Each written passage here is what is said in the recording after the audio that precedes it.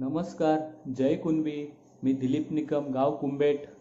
व्यसनमुक्त लग्न म्हणजे माझ्या लग्नामध्ये मी दारूबंदी ठेवली होती. या निर्णयासाठी माझ्या घरच्यांनी, गाव मंडळांनी मला सहकार्य केलं होतं. मला एवढंच सांगायचं आहे युवा पिढीला की आत्ता लग्नसराई आहे, तर प्रत्येकाने आपल्या लग्नामध्ये दारूबंदी ठेवलीच पाहिजे. व्यसनमुक्त लग्न केलंच पाहिजे. थोडा अवघड वाटेल, पण लोक हसतीलही सुद्धा. पण जो लग्नामध्ये दारूसाठी वापरलेला वायफल खर्च तो आपण एखाद्या शाळेसाठी या आश्रमासाठी दान केला तर खूप बरं वाटेल.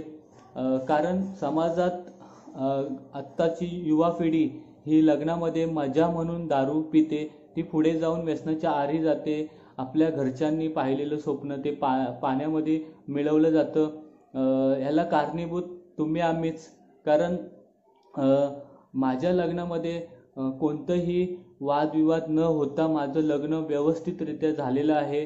कारण त्यावेळेस माझ्या लग्नामध्ये गावकऱ्यांनी असाही एक निर्णय घेतलेला आहे, जो आपण वरात असते ती पूर्ण वेळेचं भान न ठेवता कितीही वाजता आपण घरी भरतो.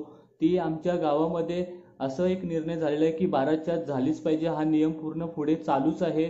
माझं वरात ही 12च्या आत भरलेली. आणि त्यावेळी माझ्या मंडपामध्ये जो डेकोरेशन गणपतीचा केला होता, त्यामुळे आम्ही वरात भरल्यानंतर गणपतीची आरती केली आणि घरात प्रवेश केला. असं प्रत्येकाला थोडा अवघड वाटेल, कारण असं कुठे वरात घरी भरतेवेळी आरती वगैरे होत नाही, पण माझ्या लग्नामध्ये असं झालेलं आहे.